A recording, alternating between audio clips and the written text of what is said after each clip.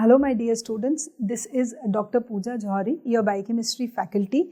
Well, today we are going to discuss about vitamin B3, which is called as niacin or nicotinic acid. So let's start with the discussion of vitamin B3.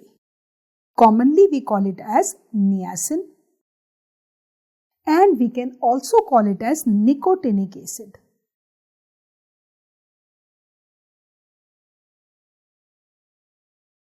Now, this is the, I would say, endogenously synthesized vitamin by the body. So, basically what happens is, what is the precursor of this niacin? Okay, so first of all, obviously it is a water-soluble vitamin.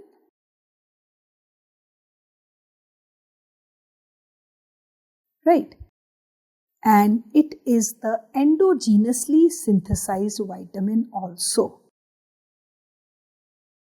Very, very important. Now, what is the precursor of, from where it is synthesized? It is synthesized from a very important essential amino acid, tryptophan. So, we can say that synthesized from tryptophan, and 60 milligram of tryptophan is required to produce 1 milligram of niacin. And if we talk about the metabolism of tryptophan, we know that this tryptophan, which is actually essential. Why? Because it is required for the synthesis of niacin in the body. Along with niacin, it is required for the synthesis of serotonin and melatonin in the body. Serotonin, which is a very important vasoconstrictor, and melatonin, which is a diurnal rhythmic hormone which is secreted by the pineal gland. Right? So, this tryptophan via kynurenine pathway synthesizes niacin. By different steps, it will produce niacin. Okay. And the rate limiting enzyme of niacin synthesis is 𝗵𝗵𝗆 and the other pathway is serotonin.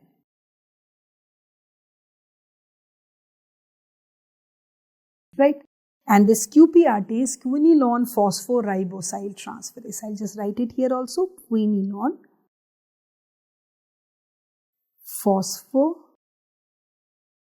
phosphoribosyl transferase. Okay. So this is how niacin is produced in the body. Then coming over to what are the biochemical functions of niacin. So if we talk about biochemical functions, we need to know what are the active forms. So the active form of niacin is NAD, which stands for nicotinamide adenine dinucleotide. Similarly, NADP is there, which stands for nicotinamide adenine dinucleotide phosphate. Phosphate is also attached with NAD. Similarly, NADH is there, NADPH is there, and in fact, this is the most powerful reductant which is present in the body. Most powerful reductant. And the most important thing here is that there are two vitamins actually. Vitamin B2, which we have already discussed in our previous video, and B3. These are also known as redox vitamins. Why? Because they are required for oxidation and reduction reactions. Right? Now coming over to this, if we talk about NADH, NAD or NADH what are the enzymes which are requiring this. So if we talk about the functions again, because these are the biochemical functions. So whether we talk about carbohydrate metabolism, whether we talk about protein metabolism, or whether we talk about fatty acid metabolism, the most important natural reductant is none other than this niacin, present as NAD or NADH. So if we talk about the reactions here, we can say that lactate dehydrogenase,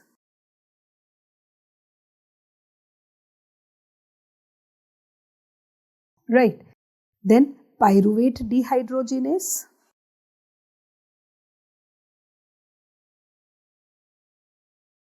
pyruvate dehydrogenase is also an example of multi-enzyme complex. Alpha-ketoglutarate dehydrogenase, right?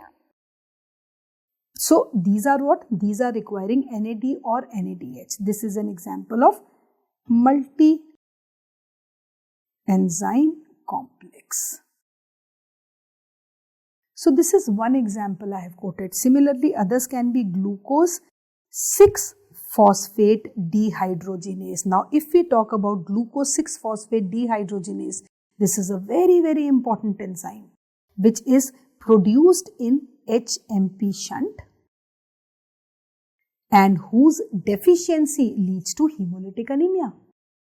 Okay, so what I am trying to say here is that NAD plays a very, very important role as basically acting as a electron donor or an electron acceptor.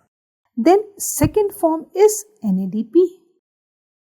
The only difference is phosphate is there, NADPH. Now if we talk about NADP, the most important example if we talk about in fatty acid synthase complex, where there is ketoacyl reductase,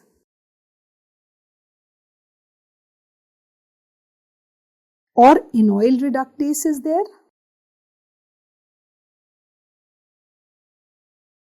Similarly, HMG-CoA reductase is there. Right. So these are some of the examples where NADP is used as a coenzyme. So you can see that whether it is NAD, whether it is NADP, they are both derived from niacin. Now coming over to this, that since it is derived from tryptophan, so anything wrong with the tryptophan reabsorption, or you can say intake, will directly impact, will directly affect the niacin. Okay, so what are the deficiency manifestations of this?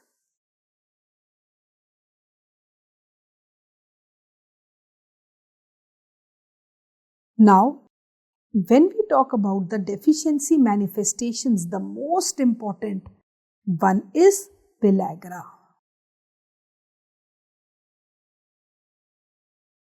Now, what happens is that pellagra mein there are so many reasons. What happens is there is defective niacin synthesis. So obviously, just now I have told you it is required for the synthesis of so many important reactions. So whenever there is a defect in niacin synthesis, it will lead to pellagra, which is characterized by 3 Ds. Characterized by 3 Ds, right, where we can say that 1 D in this stands for diarrhea, right, second D stands for dermatitis, and third D stands for dementia.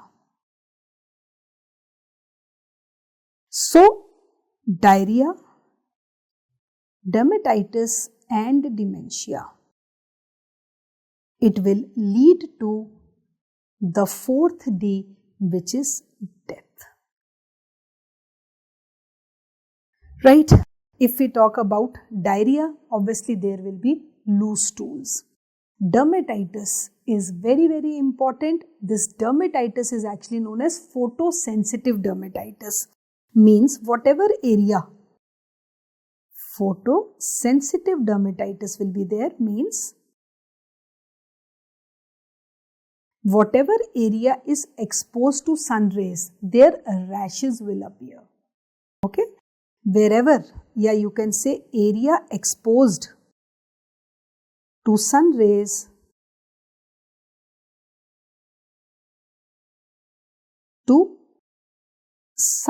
will lead to rashes. Very important. Okay, that is why it is photosensitive. And if there is appearance of rashes around the neck, we call it as characteristic cassal necklace. Okay, so what happens is, I'll just show you the picture that what happens in cassal necklace. Basically, there is a kind of rash which appears around the neck. This, you can see that, right? This is photosensitive dermatitis, a characteristic feature of niacin deficiency. Now, I told you pellagra is there, where diarrhea, dermatitis and dementia will be there. Dementia is loss of memory. Now, the question is that if there is defect in the reabsorption of tryptophan also. Second is, if tryptophan is diverted to form more of serotonin, in any of the cases, what will happen is niacin synthesis will be defective. This is very important, which you have to remember. So, I can say pellagra is there. But if we talk about the second disease, which is Hartnup's disease, what happens in Hartnup's disease? There is defect in the reabsorption of tryptophan. So, what will happen?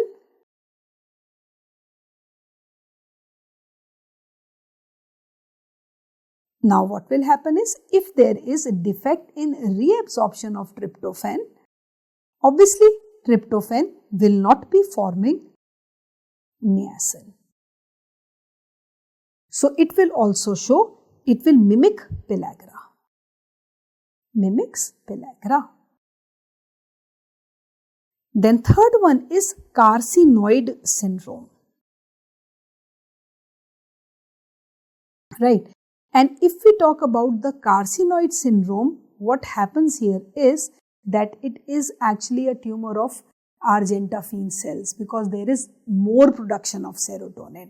So, it's like, what happens is, if there is more production of serotonin,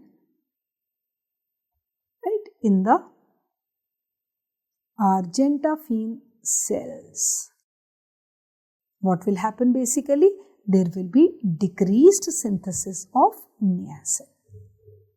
So, again, it will mimic, it will lead to pellagra-like symptoms, right? And another important point which you have to remember here is that people whose staple diet is maize. So, maize has actually a protein called 𝗄𝗏 protein, and this 𝗄𝗏 protein lacks tryptophan. So, again, those people whose staple diet is maize, right, they will be also prone to pellagra. Very, very important. Okay, so I can say that niacin nicotinic acid, whose active form is NAD or NADP or NADPH or NADH, is synthesized from tryptophan. It is a very, very important endogenously synthesized vitamin. 60 mg of tryptophan is required to produce 1 mg of niacin. And if we talk about the functions, B2 and B3, these are the only two vitamins which play a very, very important role as you can say electron donors or they are a part of redox reactions. And this is considered to be the most important natural reductant. And if we talk about the deficiency manifestations, the main thing is it leads to pellagra. Now, what are the factors which can lead to pellagra are, we can say Hartnup's disease, whereas there is defect in the reabsorption of tryptophan. So, if there is anything wrong with tryptophan metabolism, it is directly going to influence the synthesis of niacin. Similarly, carcinoid syndrome. What happens in carcinoid syndrome? It is the tumor of the argentaphene cells, because there is more production of serotonin. So, if there is more production of serotonin, obviously niacin synthesis will be defective, because I told you tryptophan ka metabolism we always study under two subheadings. Okay. So, these are the deficiency manifestations. Then another important feature after this deficiency and one more thing, 𝗄𝗃 necklace. 𝗄𝗃 necklace is a characteristic feature of niacin deficiency, which is photosensitive dermatitis.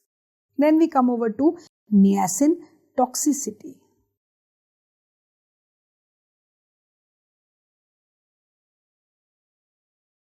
Now, what happens is niacin toxicity means whenever there is increased production of this, so it will lead to a very, very important thing. It will lead to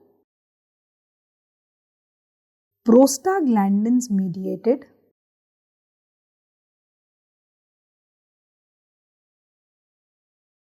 cutaneous flushing, right?